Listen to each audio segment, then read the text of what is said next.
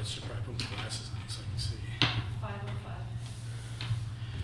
All right, today's August 14th. This is the Finance Human Resources Committee meeting.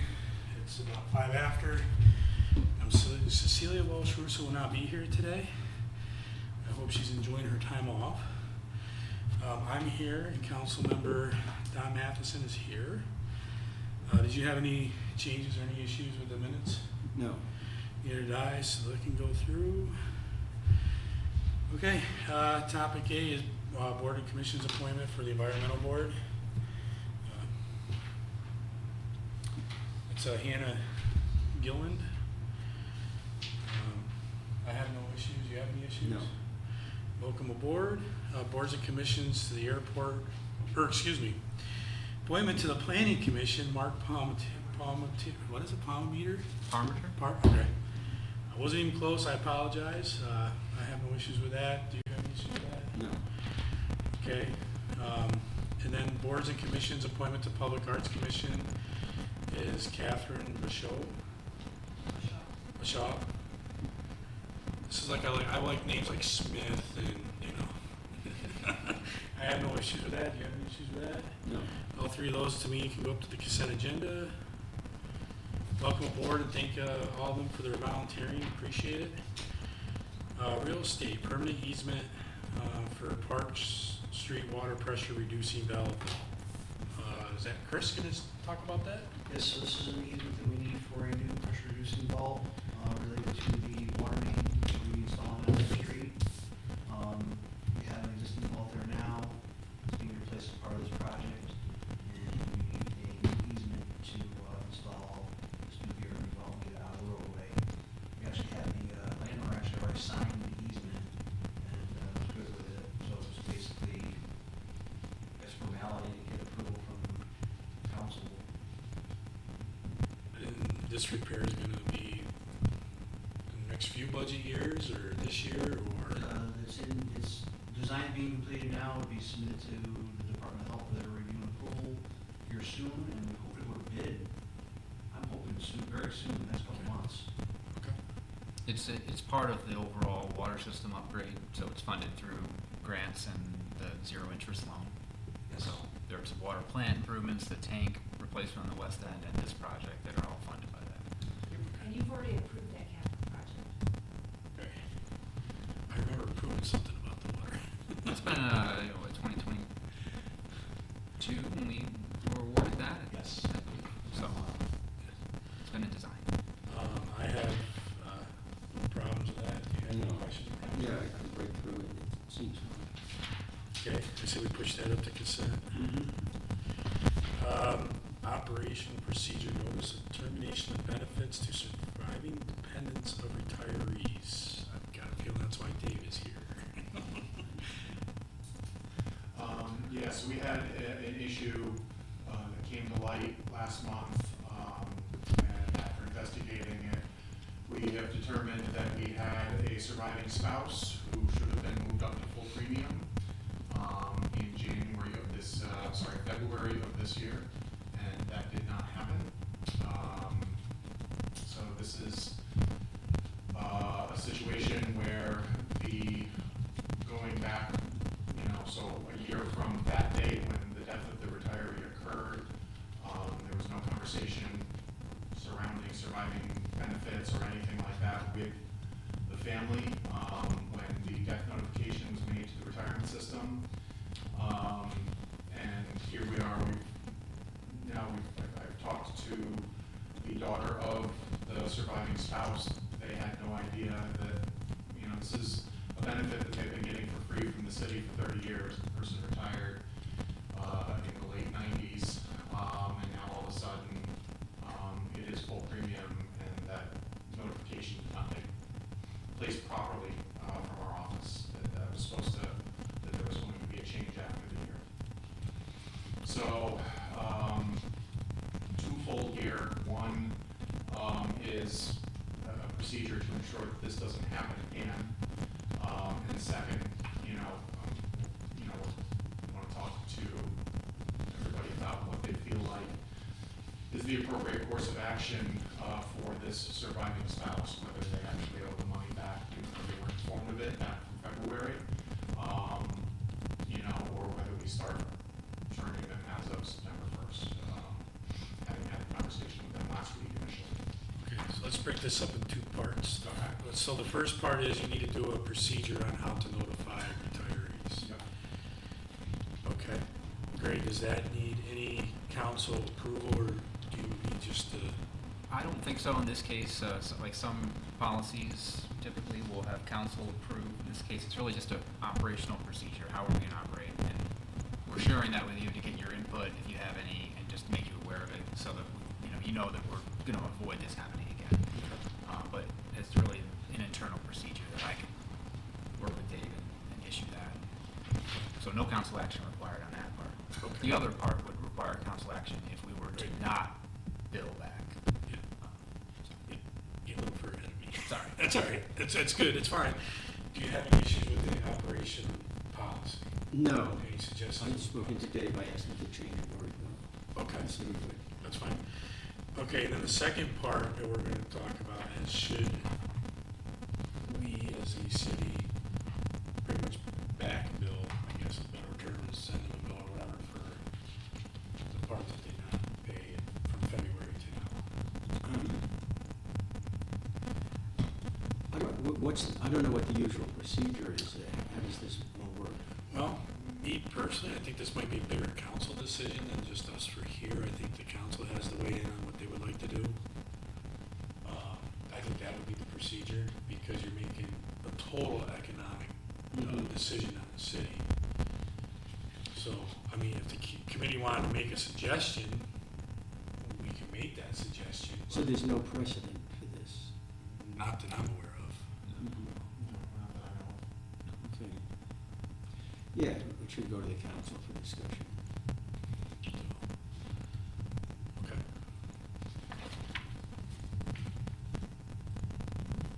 So we'll send that part up to the council, Dave, for discussion on if we should pay for that. So I don't know if you want to come to the next council meeting or not, or if you want Greg to, it's up to Greg how he wants it. Okay. Yeah, It's subject to Greg telling me to be here or not. I would do either, so, yes. Yeah, I think it would be very helpful to just explain to the council. And unfortunately, I won't be here on Tuesday. Dave will be here instead. Oh. Dave, hoteling. Well, then I'm gonna, no, I'm just kidding. And all the power I have, you will. No, I'm just kidding. One thing that I want to add for your knowledge is that the union contracts dictate the terms of when a retiree starts to pay. Right, right. Yeah, I think that part here with this part is probably a broader, it is a broader discussion, so we'll make sure, sometimes people think about it, Mm-hmm. so, all right. Right, so, we'll be setting a precedent then for future. Well, hopefully it'll never happen again, because we're changing the Mhm. operation so that we have a clear way of notifying Mm-hmm. dependents on when they have to start paying. When we get notified, we can turn that around. Okay. So, did I overstep that? I'm sorry. No, that's correct. Okay. Yep. So, I mean, like I said, I don't think, I kinda hate that thing that everything we do sets a precedent. I think everything's on a case-by-case basis, and everything has its own merits of, Mm-hmm. you know. But I see where you're coming from. Mm-hmm. So, that's why I think the council needs to make that decision, so. Just to, so the portion that's going on is we're just discussing that case. As far as the procedure goes, that doesn't need to go, right? Not, the procedure doesn't need to go, that's, Greg and you and, Okay. And the reason Whatever I asked you need is to we do. have, unfortunately, we have had, two, retirees with surviving spouses pass in the last month, so I wanna make sure that everybody's good with that. I'm gonna go ahead and start this with those two people Yep. and get letters out to them this week. yep.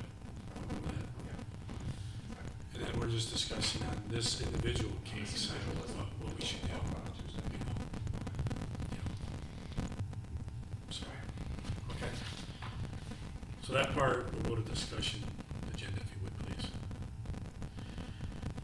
capital improvement projects, Swart Wilcox Barn Materials Agreement. So this would be an agreement between the city and Whiteman's. David and Penny Whiteman have offered to provide roof rafters, and vertical and horizontal timbers from their existing barn to the city for this Wilcox Barn project. They're going to demolish their barn, and they're going to save the timbers and roof rafters for our use. Basically, this agreement outlines what will happen with that. So they're going to disassemble it rather than demolish it? They're going to tear off the siding and the roofing and then carefully disassemble the roof rafters and the timbers at their expense. And we just have to, it's at our expense to go pick it up and get it delivered. Yep. And then And that eventually, will be our we'll guys. put together. There'll be our contractor that'll be working for us to build the barn. Okay. So this part is to basically accept the donation. That we're taking. Essentially, I mean, Essentially, it's yeah. a little bit, it's different than most of the donations that we accept. Like usually you'll see the motion on the account, to accept a donation of a monetary value. That's why there's an agreement that's placed, because it's more than just Okay. exchange of cash. But essentially, yes, to answer your question. Okay. You got any other questions about that? No, I went over and looked at the side where it's going to be assembled, and you know, there's some tree removals and that kind of thing, but you know, they're committed to doing it, and I think we've already committed to this money transfers and all that. So unless you have any objection, I'd put that in consent. Sure. Cool. You might make note of it though when you summarize. I'm gonna try to make note of everything, but you know how I am with taking notes. It's probably got me in trouble in school too. I don't take very good notes. It's not the only thing from what I've heard. Capital improvement project, contract review, Market Street transportation improvements. Who's on the lead on this one? I can take that one. So this is a couple pages. I don't know if you had a chance to read it, but I can just kind of go over it if you haven't. Market Street streetscape, as you've noticed, is complete, and I put in here the total final construction cost that we paid for this project was just over $5.3 million. And we also paid, in addition to that, I broke out the $217,382 that was paid to the same contractor that did this project. We paid them through a change order from the water fund to the Market and South Main water main break repairs. So I broke that out because it's separate from the overall Market Street streetscape improvements project, the 23 and change $1 million project. The 217 was from the water fund.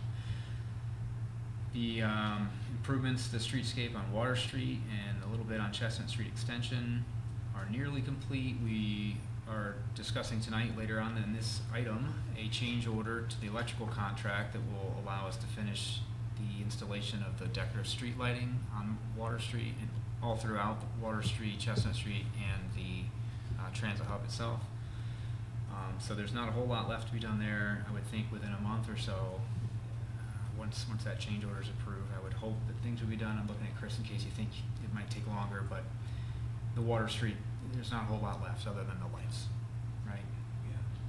Maybe some pavement marking, not much else. Not There's much the money. fence, too, Basically, isn't there? Oh, the fence on the wall is still to be done there. The light's the big issue though. Yeah, Lead time and everything. They're having trouble with vendor. yeah. Oh, Yeah. okay. These are like those rope lights going back and forth or whatever.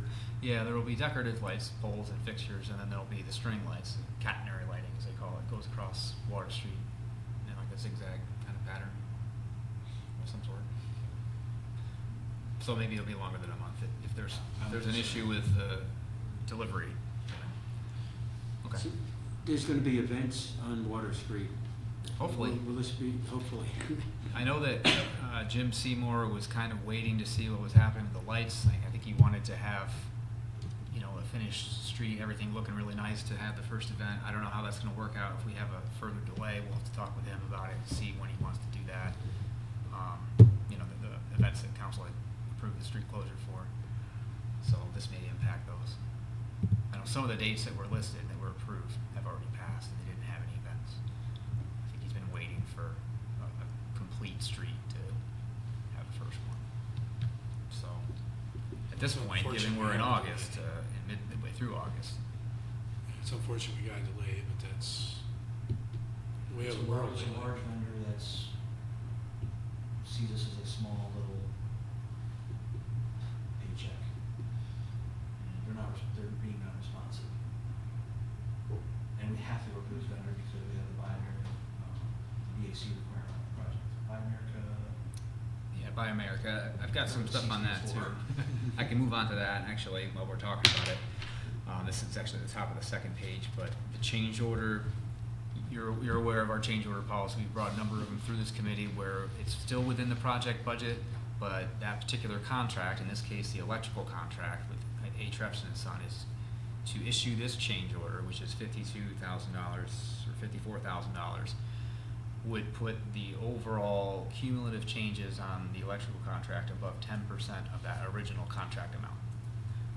So that requires us to review it with you guys, make sure that you're aware that this is happening. And obviously, if you have any questions or concerns, raise the flag at that time. But it does not require the next step of going to council for a motion because we don't need to change the budget. It's just a matter of checks and balances, understanding that this contract has exceeded 10% on the amount of changes. And we're still within what we said we were gonna spend on the project. Right. Right. We do not foresee exceeding our overall budget on the project. The 23 million and change that it was approved at. So the Buy America clause that Chris is referencing is for Federal Transit Agency and any federally funded projects. This Buy America requirement needs to be complied with. So certain things like steel, there's some, is that listed on here? Any contract that's valued more than $150,000, which this electrical contract is over $1 million, and that project receiving funding from the FTA requires contractor to comply with Buy America, which state the federal funds may not be obligated unless steel, iron, and manufactured products used in those projects are produced in the United States. So the contractor is responsible for verifying that the products used are Buy America compliant. So the fixtures in this case were not, and there was a change that was needed. Apparently what was specified was not a Buy America compliant product. We had to change the specification and use different fixtures, and those fixtures are more expensive to comply with this. So in order for us to be able to be reimbursed by FTA using their funds for the project, we need to purchase more expensive fixtures.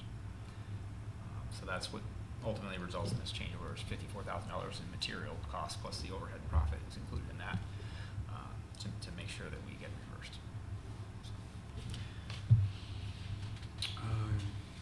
And then jumping back up, I guess, to the second half of the first page, I put a table in there that just lists the major contracts, Wendell's contracts, engineer architect, the general contract, Murnane, site and utilities contractor, Boland's, and then Trefson has 3 different contracts for HVAC, plumbing, and electrical. You can see the electrical, the column that says contract, that's the total value that's approved right now. And then the next column, invoice through July, is how much we paid them through July and the percentage of the way through the contract. So just to give you an idea of where we're at as far as financially, how much we've paid out so far on the project. I would say we're 75 to 80% overall through the project, 80%. If you wanted to say, pretty good, yes. okay. So looking at hopefully end of October being 100% complete, notwithstanding the potential delay with streetlights or if there's something else that came up.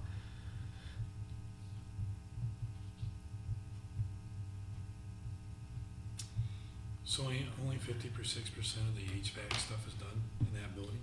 As far as having been billed, I know that there's been a lot of work going on with the HVAC. I'm not sure if our next invoice would jump that up quite a bit.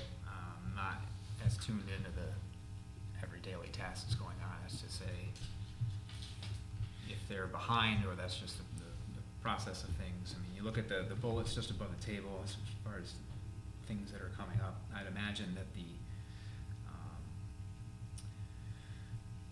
think it mentions on here snow melt, doesn't it, Chris? Yes. System, that work is part of the HVAC contract, or is that plumbing contract? I'm not sure. Or I'm not 100% sure. Yeah. Now, me being a betting man, I'd put money on HVAC. Yeah, I know you said that. Yeah. I I think have, so. I have more invoices on my desk to audit, but I have not looked at them yet, so I can run down and get them if not. No, I think those no, are- that's fine. I think just- those might be the ones through July, which is what this is based on, but. Because my follow-up question is, are we putting controls on this, like, that you can monitor from your desk, Chris, that if there's an issue, or you can change things, or set temperatures up, down? We have automated control logic being installed for the HVAC system. I do not know if that includes the ice melt system. That answer your question? I have to check out the ice melt system. Would you? Because I think it'd be a very good thing to put a control on there so you can see if it's working or not. I'll find out. I wish I had that at work with the ones that we have, because we never know when they go down, we just assume that they're, and then we always forget to go out. We don't know we have to shovel until you get the first phone call of somebody yelling. That, you know, HVAC system 100% has it. I'm just not sure about the ice melt, so I'll find out for you. okay. Not that I'm on a change order, but I strongly would encourage you guys to think about putting that in. But that's your decision, I'm just. Okay, you have any questions, Don? No. Okay, I don't have any. I think it's, thanks for letting us know, and we'll just keep track of the budget, make sure we don't, Sure. you know. Yep. There is one other piece of it, the other change order, if you want me to talk about that one too. The what? The second change order that's on this, second page. Oh, I thought we talked about it, I'm sorry. No, Go I'm ahead. sorry. I had to jump to that one. I'm jumping ahead, my bad. We got multiple contracts on one big project, but there's two different change orders on two different contracts. So with one, the electrical we just talked about, the engineer architect, Wendell. We had gone through some discussion and the council voted first meeting of the year this year to adjust their contract. Remember, it went from 1.9 million to just over 3 million. That was based on all the changes that had happened in design going way back. Now, so since January, I think it was 7th, until now, there's been a few different changes that have resulted in more expenditures coming out of Wendell's, of Wendell incurring more expenses. And when they project to the end of the project, they're thinking another $20,000 is likely needed. They bill us hourly, you know, based on their different staff rates, if it's a civil engineer or a, you know, construction inspector or whatever it is. But these are all projections. Excuse me, did you anticipate these kinds of changes? So one of the attachments is the letter from Wendell that explains what the changes are. I can just kind of go through those quick. So one was Market Street and South Main Street. That water main break did require some effort on their part to go back through, and we had to redo that Yeah, but we intersection. paid like $200,000 for that. That was for construction, and there was time spent by Wendell with that as well, so that was not anticipated. Redoing, coordinating, all of that, yeah. Other things that were added, we've had, and this has been one of the issues we talked about last time too, is just coordination with utilities. So Spectrum, in this case, we've continued to have meetings with them. I think my sense is that there's just more effort being expended in these coordination meetings and processes with Spectrum, and previously with NICEAG, that's done now. Verizon to some extent as well, than maybe we'd anticipated. Utilities are not easy to coordinate with. They're very difficult to schedule meetings with, and we seem to go round and around with them on a lot of things. So there's a lot of coordination effort with them on Wendell's part. It just seems like we're being nickel and dimed, but, you know, it's gotta be done. I'm not saying no, but it's annoying, you know? Okay. I understand. I mean, there are other, I don't have to read them off if you've read them already, but there are other things here that they listed as, you know, I asked them to list, well, Yeah, what did we incur that you weren't expecting that would result in this, you know, additional amount? Right. That's what they listed, so. So that was outside the original scope of what we were doing. Correct. Right. again, just to be clear, with Wendell's contract, it is a bill based on actual hours. So like, you know, maybe we might come in under this amount, you know, it really is a projection of how much time they're gonna have to spend on things. If we keep coming up with new change orders, or, you know, other things come up that we don't expect, they're gonna use all that time. Maybe things will go smoother than we expect and we'll come in a little bit under, but, And just, so you know, the motion that was approved last January said estimate, because at the time it was just an estimate of the number of hours that they felt that would be involved. So that's why we always try to stress that these are estimates, we don't know where it's gonna finally end up. And as Greg said, it might actually come in under, by the time the project's closed out. Another term that you may have heard of is estimated hourly. So when they do our contract, it's an estimated amount of hours, and if, whatever it takes to get the project done, basically. And we've got to get the project done, so, Right. you know, we don't have, I'm just saying that these are the kinds of things that, you know, when you're having a project done, someone's always asking for more money, you know, you gotta pay it, right? We don't have, it's not an option, but it's still annoying. Well, the only other alternative is to go to time and materials, and that can run even more. So Yeah. that's, sometimes you get lucky and it's less, but 90% of the time it's more, so that's why you try to lock them in on a contract for Mhm. stuff. Anything else, Greg, or? that's it on that one. So those, again, just to put a cap on it, if you guys are good with them, then we don't have to take them to council. No, I don't see, I mean, I don't see a reason to take that up. I mean, it's not like exorbitant amount. Nor it's not changing the total budget. No, we're still under within, that's what I asked the question earlier, we're still Mhm. within the total amount we were gonna spend anyway.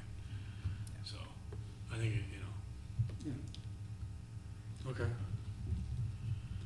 I lost my spot here. It's, H. Capital improvement project, budget and contract approval, wastewater treatment plant, tunnel roofing, shoring. So about October last year, we kicked off a project for the wastewater treatment plant, phase 2 upgrade, with a tour with Wendell and their staff, and they brought along a structural engineer. And while they were doing the evaluation, they noticed that the roof, the tunnel roof, I don't know if you guys all know this, but the buildings at the wastewater plant are all connected underground with tunnels. That's where all the water process piping connects to the various tanks. There's access to tanks, there's pumps down there, and it's quite an extensive underground system. But anyway, while they were looking at the other parts of the project, you know, the main parts of what was going to be included in the initial project that was approved for funding, they identified that there's an issue with the roof of the tunnels. And so we talked to them about it, we asked them to come back and do a full structural evaluation of the issues, of the deficiencies with the tunnel. And I included a report in your packet there where they did a full evaluation and provided a memo on the deficiencies, and they basically identified multiple planks. The tunnel's made of plank, the roof, what they do is they got the walls, or poured concrete walls, and they set planks on the top of them. And multiple planks are in failure or going to fail. And we were unable to modify our funding package that we have currently for phase 2. So the money that we have for phase 2 cannot go toward repairing the roof planks. We actually talked to the funding agency about it, and they said that we are not allowed to change the scope of work that was planned for that phase 2 upgrade. So Wendell recommended a phased approach. So, and immediately they recommended that we shore the failing portions, the immediately failing portions of concern of the roof planks. That's what we're here to talk about tonight, to get approval to approve a contract with Eastman for, I think it was 72,000, 75, 75,000 change, I forget what the number was. 75,600. $71,402. Yeah, the 75.6, that was your estimate, That or was Wendell's estimate. And the bid came in a little bit lower than that. So it's 71? 71,000, what was it? 402, 71,402. Sorry. just down the page a little bit, Yeah. Scott, it's on there. I'm sure it is. Anyway, You so gotta write it down. we need to make this safe. We don't have the funding to do the larger project, the phase 2 and phase 3 project right now. It's very expensive. Remember, it was $800-something for the 2 phases together. Well, I added it up, and it's like $903,000 for the 3 of them. That's based on that It was approximate cost. a 613,200 and 215,000, so a little over $800,000. Well, I included the 75. Oh, yes, okay, yes, you can do that, yes. So, we'll have to seek funding to do a full repair of these roof planks in the future. They gave us, I think, a 1 to 2 year time frame to do phase 2 and phase 3. But to make it safe for our operators and our employees, we need to do this roof shoring now. So that was a quick temporary fix. Any questions? So where does the $71,000 come from? What did you need, Greg? From the sewer contingency. It has to be done, I'm certainly not questioning that, but as long, if we have the money and it has to be done, we gotta do it, right? So that's a good price, that like, say 900,000 to do everything that needs to be done? Yes. That's one of those estimates. And based on the estimate that they put together for phase 1, they're pretty accurate.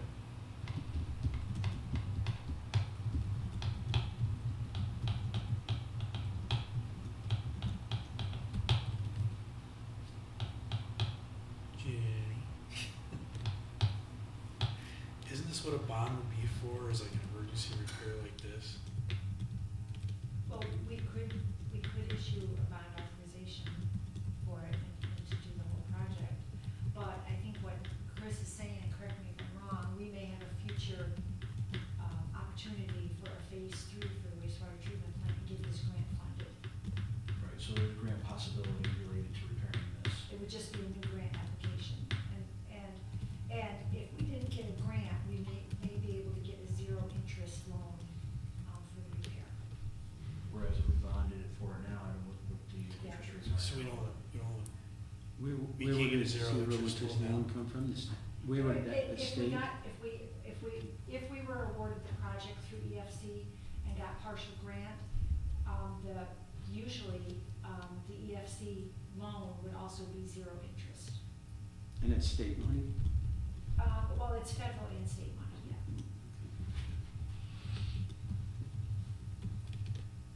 but we don't have other projects that we could go for the grant for. We missed the timeline for the submission. No, not for this one, but you said in future projects, you Yes. don't have. Our plan is to submit for a project that will cover this, as well as some other phase 3 projects that we want to address. But like if we bonded this, you don't have anything else that we could put in that grant to get further ahead. We do have projects we could do, other projects, but we'll be paying an interest rate on it, and we won't receive any potential grant funding from it.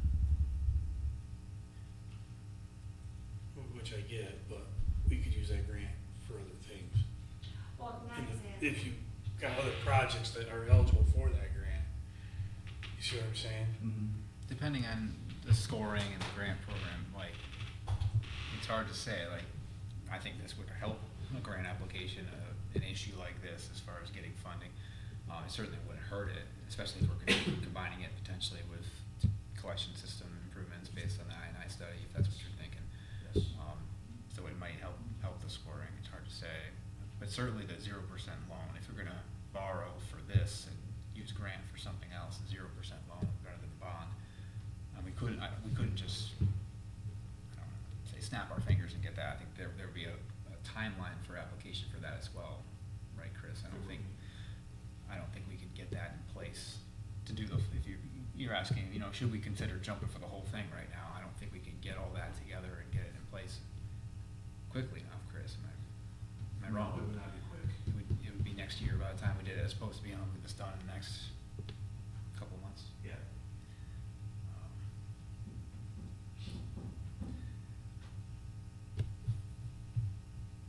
What do you want to do now? Well, as far as the phase one, it seems like safety reasons, we should go ahead and approve that. As far as phase two and three, probably the council should be in on it. They should be in on probably maybe the whole thing, I don't know. When it comes to. It's coming out of reserves, the wastewater reserve, right? Is that what you said, Jenny? No, contingency. Contingency, I'm It's already sorry. in the budget. I'm sorry. The contingency's in the budget. Would you like my recommendation? Sure. I recommend that we do the immediate repair now, and that we give the engineering staff and Judy the time to put together a grant application for the future, because it will save the taxpayers money by not having, if we are lucky enough to get a grant, maybe a combination of a grant and zero interest rate, it'll save the taxpayer, future monies. And then also, this will ensure that our staff is safe. Right, that should be the first part that we consider, because we don't want anybody getting hurt. We don't want a roof falling in on them.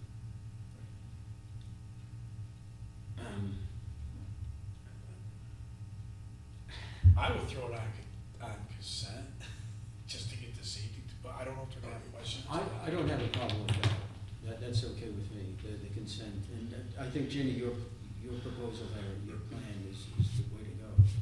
How many years is this gonna buy us, Chris? This is a 1 year fix? Say 1 to 2 years. It's gonna take time, I mean. if you It's look at gonna the take- water- If you take a look at the project that we've been working on for the water treatment plant, we've been working on it for a year and a half, design, it's just, it takes time. Is your question if it needed to last 3 years before we had funding and ready to start construction on the full repair, is this temporary shoring, I would ask the engineer to do another structural evaluation. if you got to that 1 to 2 year mark, you would reevaluate? Okay. Yep. Yeah, alright. Okay. Yeah, Just thought I'd ask the question about the bigger picture, if we should just it's, bite the bullet and just do it. I'm just, it's gonna be a big project. You know, an estimate of $900,000, it'll probably be $1 million when it's all said and done. $1 million here, $1 million there, right? Yeah. Look how far you've come. What's that? I said, look how far you've come. Well, this is, if you remember, I've always said when it comes to health and safety, Yes, I know. when it comes to discretionary things, and we had a discussion about the word discretionary, that's when I squeak. Well, we talked about having a council tour of the wastewater plant this fall. I was going to talk to Chris after the meeting and ask for that. We can schedule that for after the project's complete. We can go through and look at the repairs that were done, Well, along with other things. I want to see it without the repairs. You'll still see them, they won't be going away, it's just basically putting timbers up to shore the planks so they don't fall in. So the deficiency will still be visible. just make sure you don't keep your phone on your hip, because there's one spot in the tour, if you lose your phone, trust me, you're not gonna wanna go in after it. There's multiple spots. Well, I would like to remind everyone that I spent a good part of my life in 100-year-old tunnels. And I'm being nosy, I would look at them very closely. Okay. So yeah, I would just throw that on consent, if anybody wants to do whatever they wanna do with it, they can. Contract approval, Catella well. So we've been working with Hanson Van Lee, their hydraulic consultant. They've been working with us for our SRBC request to increase our withdrawal. Right now, we only have approval to withdraw 400 gallons per minute. They've proven that we can withdraw 478 gallons per minute without affecting the aquifer. We've submitted all that documentation to SRBC. We originally had a contract with Hanson back in 2023. In 2023 adopted budget. We paid them $19,175, and SRBC has come back and requested additional information, additional documentation. So it would be an amendment to their contract to do this work. And we want to stay with Hanson because they've done all the background data, they got us to where we are now. And the increase that they're seeking to get all the documentation and do the submission to SRBC is $2,395. So we're requesting to approve the contract amendment for $2,395 and waive our purchasing policy relative to procurement of professional services.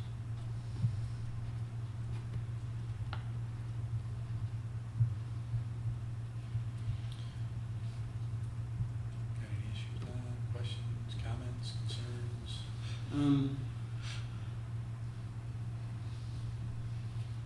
So in the simplest terms, this is like $21,000 to do what? So we were originally approved for, I forget what the original amount was, Greg. It was over 400 gallons per minute. And because we never exceeded that amount, the SRBC reduced the amount of withdrawal we were allowed to It's the withdraw. SRBC? Susquehanna River Basin Commission. They oversee how much water we can pull out of their watershed. So that includes our Catella well. And so this is specific to the Catella well. It's in the Catella Park. I don't know if you Yeah, know I'm familiar the with it. building. It's in the back, Right. kind of like on a Yeah. mound. I know. That's our well. And that well can produce 478 gallons per minute. The hydrologist has proven it can be done. So it's gaining us 78 gallons per minute, or a little over 100,000 gallons a day, which is significant. Mm-hmm. We want to make sure we get approval to be able to do that maximum withdrawal because of our issues we have had with drought, Yeah, last year we had operational issues. So some problems. we want to be able to have the ability to withdraw as much as we possibly can. Mm-hmm. So that's what we're spending that money on, is to get this approval from the SRBC. Without this approval, we can't go above 400 gallons per minute. So we've already spent $20,973.82 to date. To get us to the finish line, we need to spend another $2,395.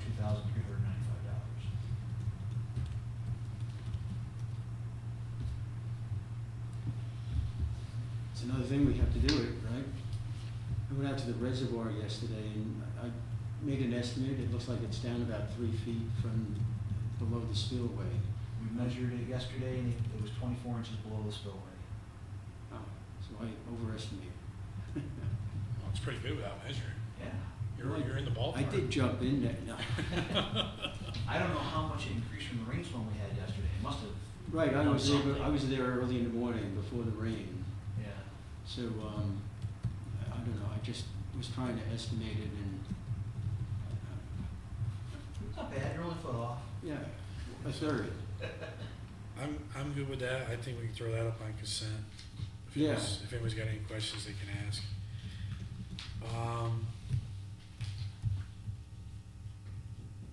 Yeah, okay, brain fart, guess it was a lie. Council chambers, audio, visual, and layout improvements update.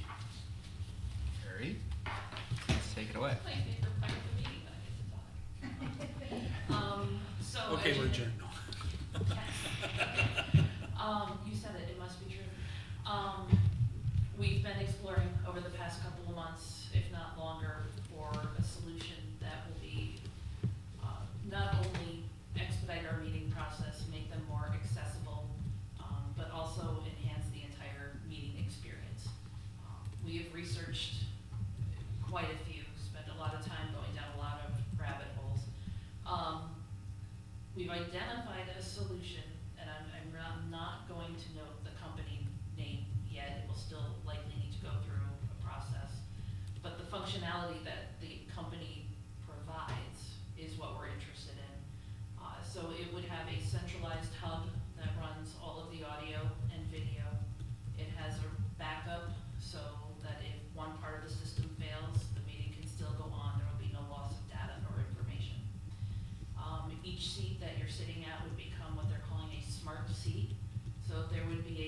4-inch touchscreen display, where you can see the agendas. You can vote, you can control your microphone, it will update your nameplates automatically using a RFID card. And the cameras are built right into that display. So you're gonna have still the wide angle view of the overall meeting, but each individual council member, as they speak, they will be present on the screen for the public to better and clearer identify who is talking. Microphones are built in a way that it blocks any interference from cell phones that are too close. It eliminates background noise. When I did a demo with the salesman, I explained to him that if the televisions are higher than 37, you're gonna have feedback on the microphones when you're trying to use Zoom.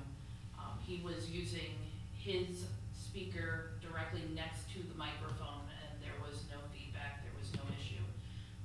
And another thing that those 10-inch displays have is a small speaker built into it, so that if there are any people that have issues hearing, they're going to have the increased accessibility from that, but there is also a 3.5mm aux cord that you could plug headphones in if there are issues. So it increases it not only for the public, but for the council members or member participants.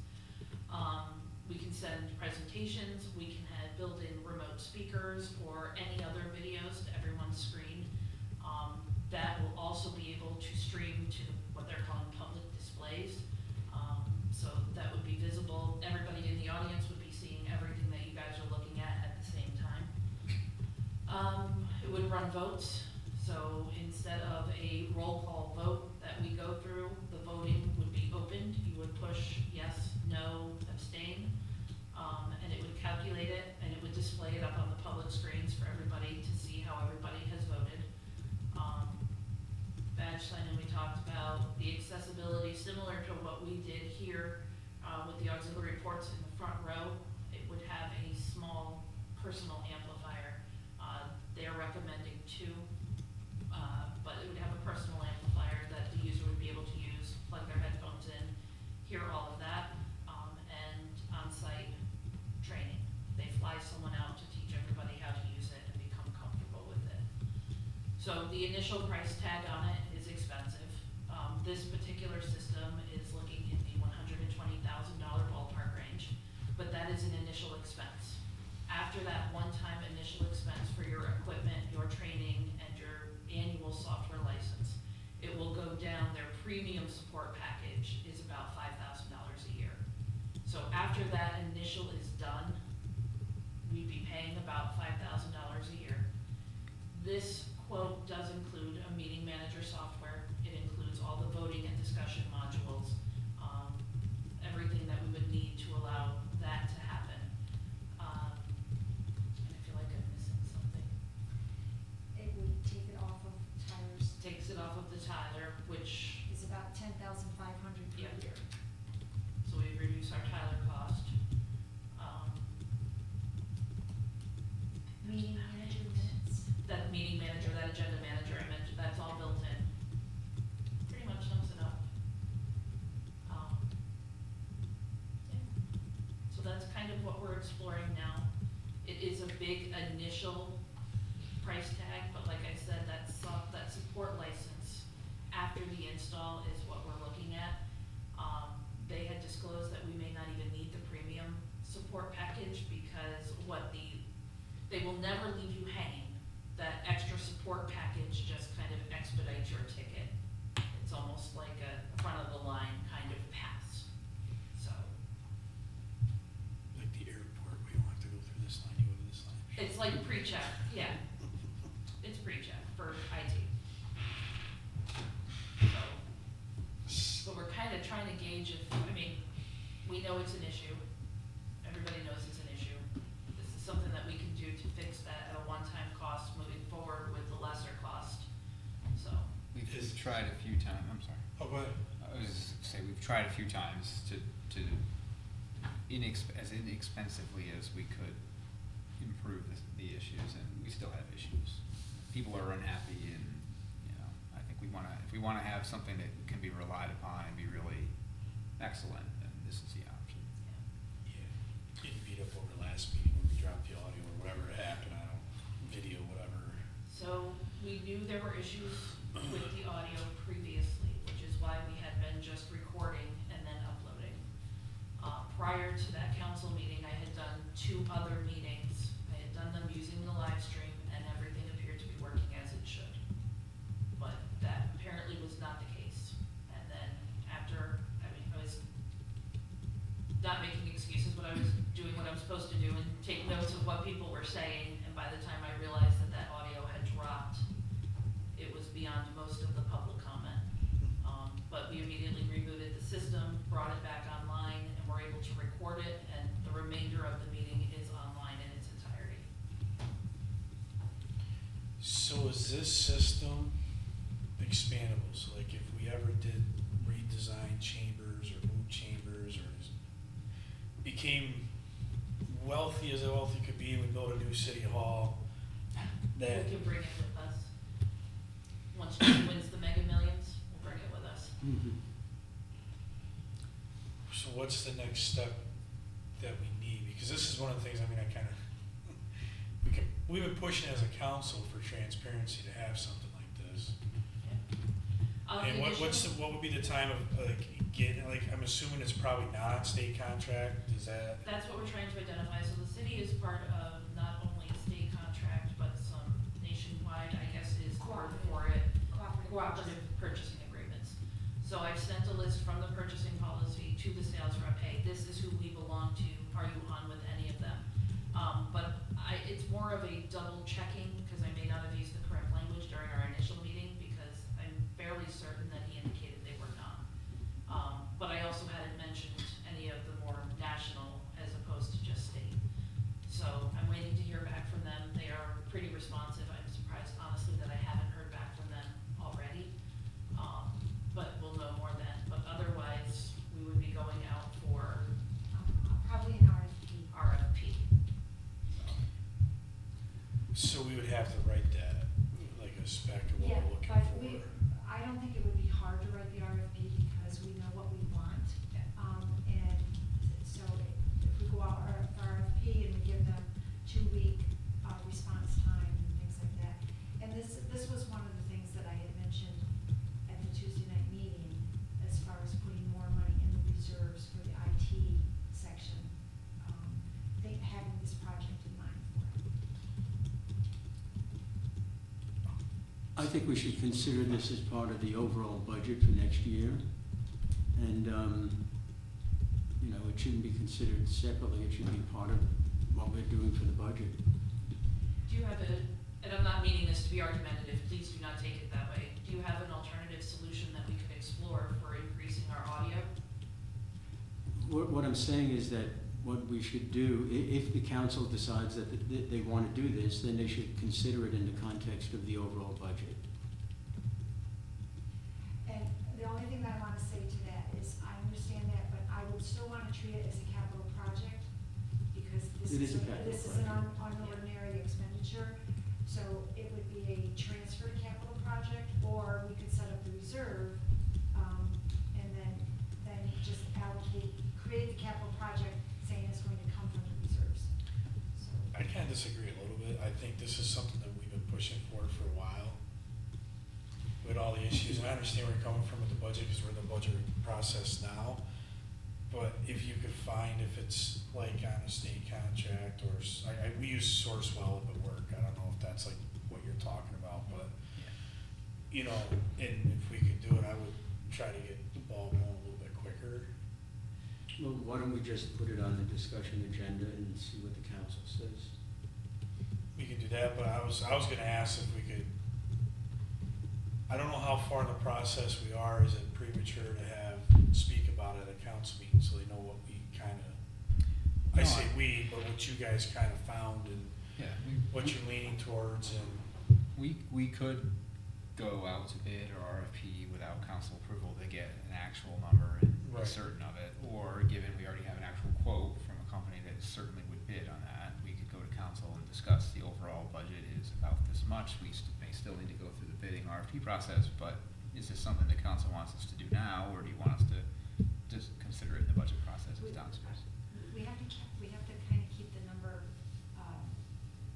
not as generic. Yeah. Yeah.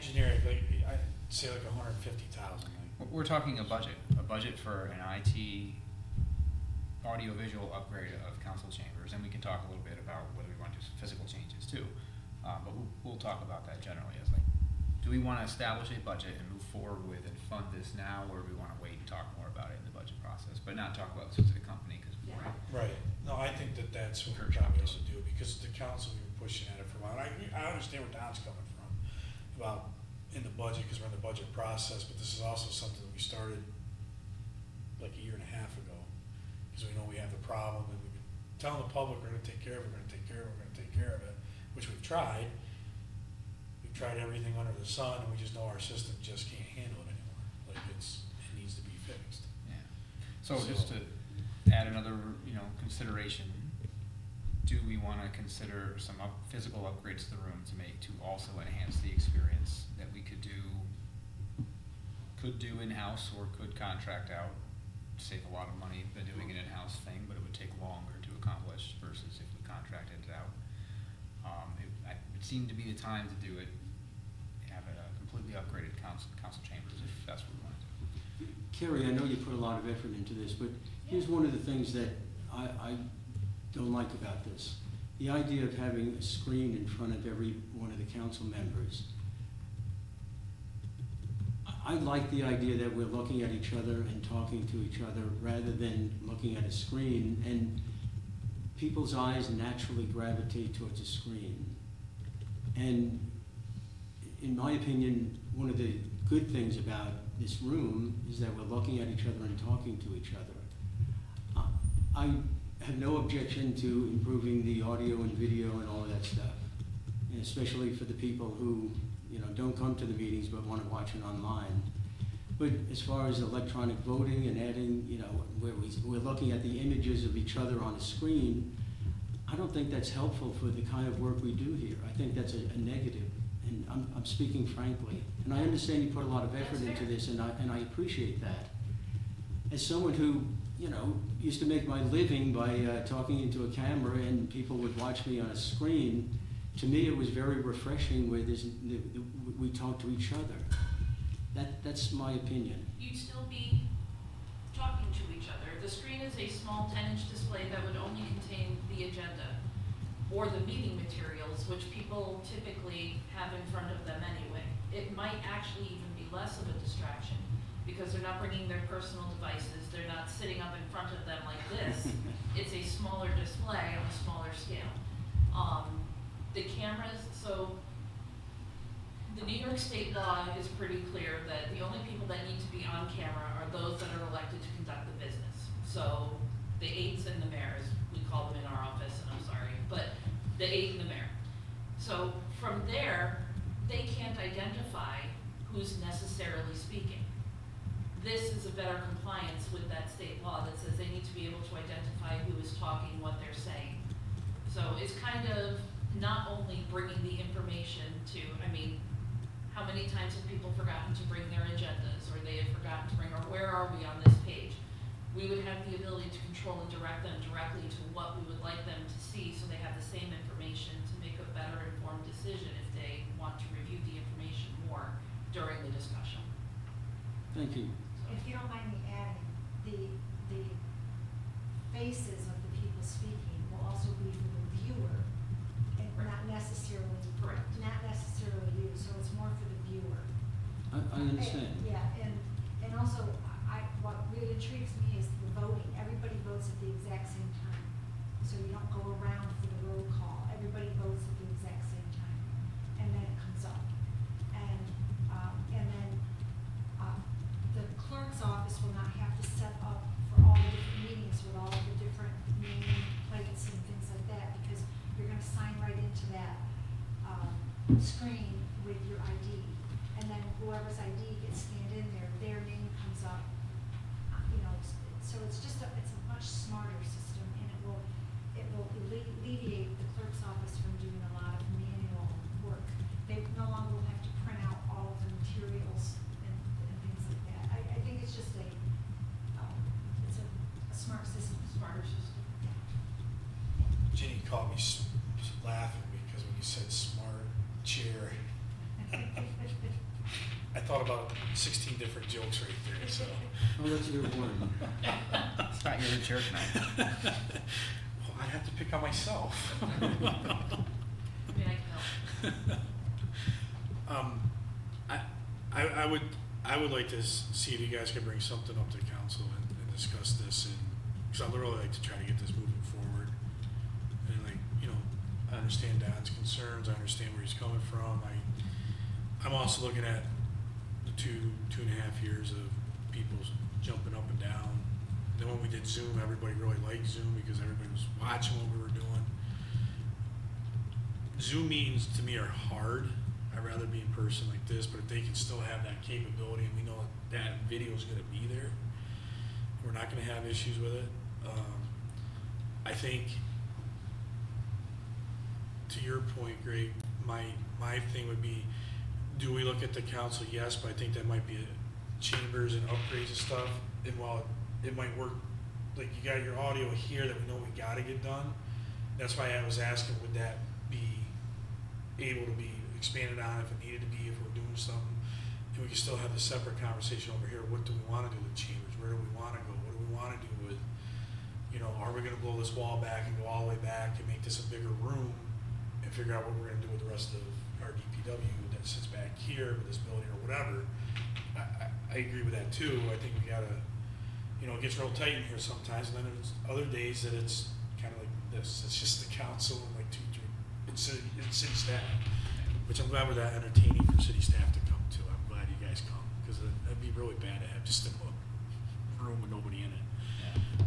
But Yeah. you know what I'm saying? So I get it, and I just think we need to really look at the IT side and try to get it so that for the public, because we've been really hounded on the transparency, and then when,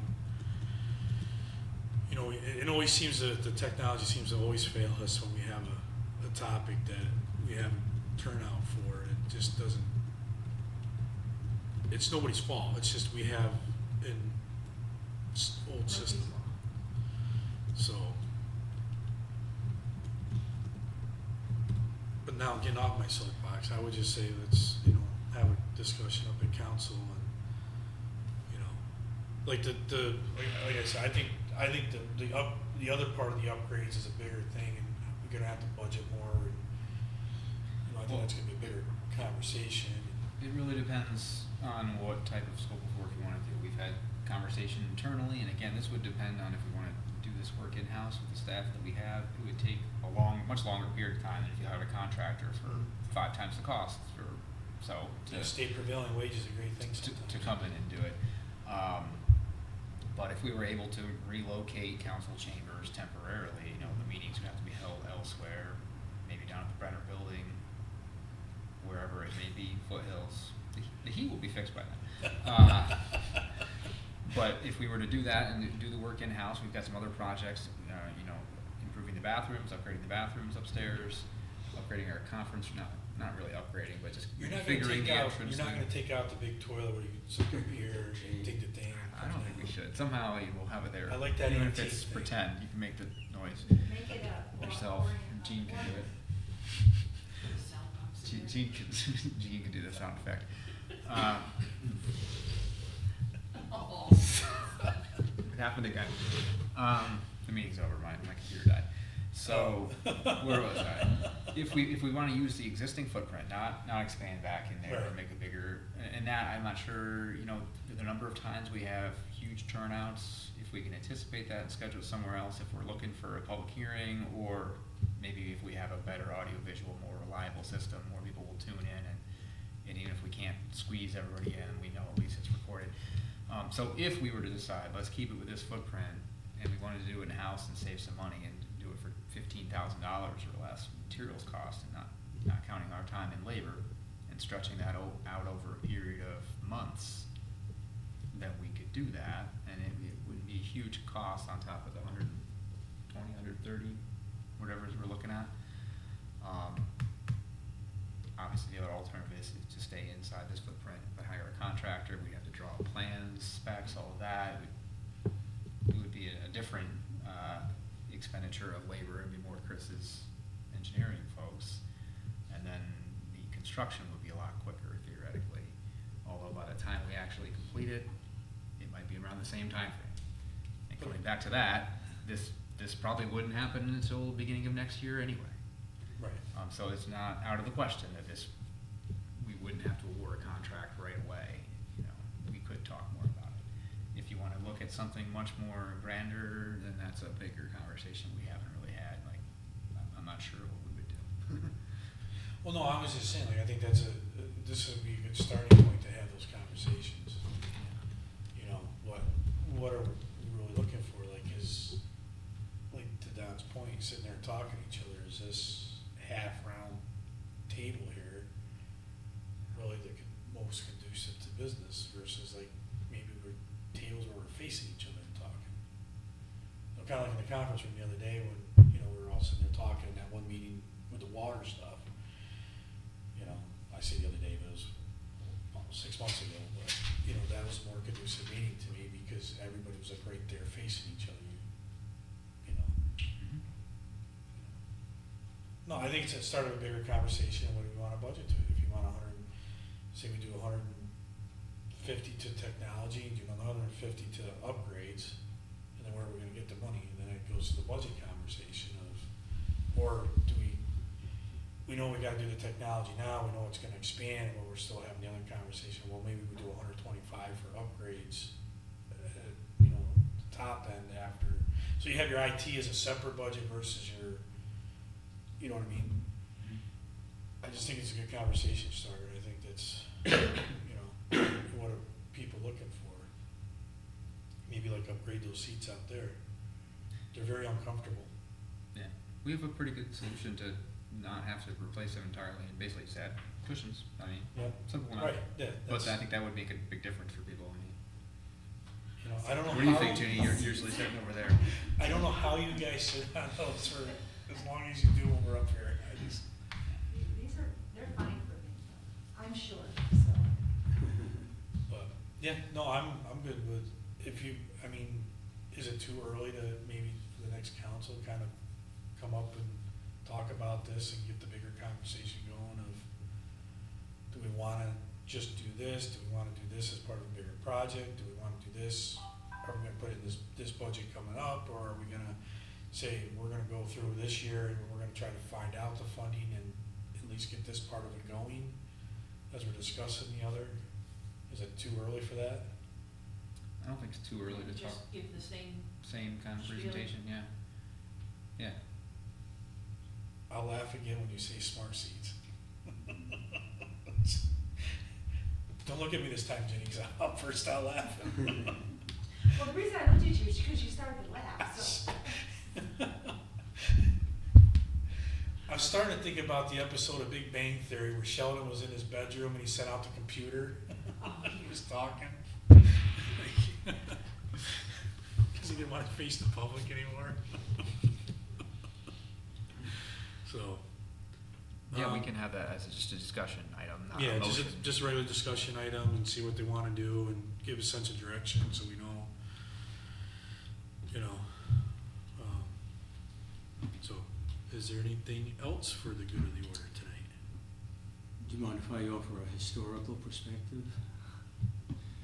So I think the oldest, or one of the oldest legislative bodies on the planet is the House of Commons in Britain. And when Winston Churchill was a member of the House back in the 30s, they were talking about making the room bigger because they were more and more members. And he said, no, it adds drama and it adds excitement when everybody's crowded in. And so they still have wooden benches in the House of Commons, and it's still a very small room that cannot accommodate comfortably all of the members of the House. So I'll give you two examples that we had recently. When we had the RSS meeting in that huge auditorium, there was too much open space, and we were up on a stage. I think it was the last meeting here when we were talking about the airport. The room was crowded. We were all somehow squeezed in, and it added, I think, an important element of tension to the discussion. So if we had been in the auditorium or in Foothills, something would have been missing. We would have lost something. So I don't think we need a bigger room. We could have cushions on the benches. I wouldn't be against that. But I still think we should be talking to each other and, you know, I just, I'm not gonna say no, but, I just wanted to give that perspective. no, I was just thinking like when you have the podium there and it gets very tight, you can't get in and out. And if something happens, and you gotta try to get the podium out of the way to get traffic going. But that, to me, that's a good thing. Okay. All right, anything else? No, that's it. I know I'm not gonna be invited back, but. Oh, you're good, you're all right. Everybody's entitled to their opinion. There's a First Amendment in the Constitution for a reason. That's right. So I'm all about freedom of speech. So, You know, you'd think that I would be all for, you know, improved video and audio and all of that. I am for improved video and audio, but not, you know, only to a certain extent. I think we should be cozy and, you know, if people are that interested, they should come down and join us. all right, so I think it's like 16 or 17 after 6, and I say we're adjourned.